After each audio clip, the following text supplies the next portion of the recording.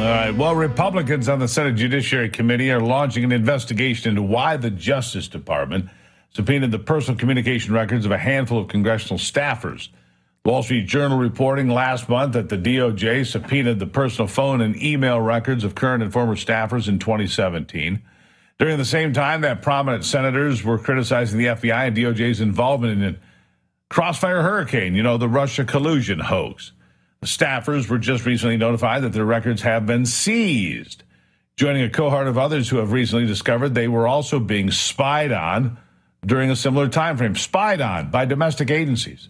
The Justice Department's Office of Inspector General is conducting its own internal probe into the matter as the DOJ continues to blur the lines between the executive and legislative branches because, frankly, they don't care.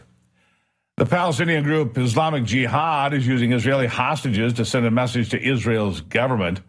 One clip features a 77-year-old woman, Hannah Kitzer, and another shows 13-year-old Yagil Yaakov, telling Israeli Prime Minister Benjamin Netanyahu to stop the calls madness. The teen blames Netanyahu for killing children and others. In another clip, the group indicates that it's willing to release hostages in exchange for humanitarian aid.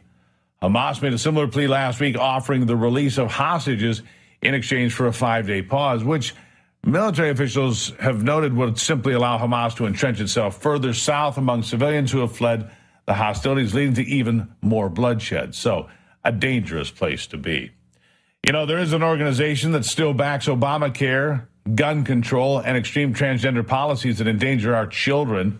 They claim to be bipartisan, but really they're not, because last year, 95% of their donations went to Democrats, to progressives. AARP doesn't represent the values of American seniors. Fortunately, there's a conservative alternative, AMAC. The Association of Mature American Citizens proudly champions Americans' right to free speech, religious liberty, and the Second Amendment. AMAC defends parents' rights to protect their children and is fighting to restore America's election integrity. More than 2 million members nationwide, AMAC is pro-faith, pro-family, and pro-freedom. I'm proud to be an AMAC member myself, and I encourage you to join today. Let's send AARP a strong message that they don't represent me, they don't represent you. Join AMAC today at amac.us/voice. That's AMAC.us/VOICE. You got it. Up after the break, hey, what's for dinner? Well, Tyson Food Corporation's prepping to introduce insect protein to the food market. Oh, it'll go right along with EVs. We'll have Braden Sorbo here to discuss it next. Don't go anywhere.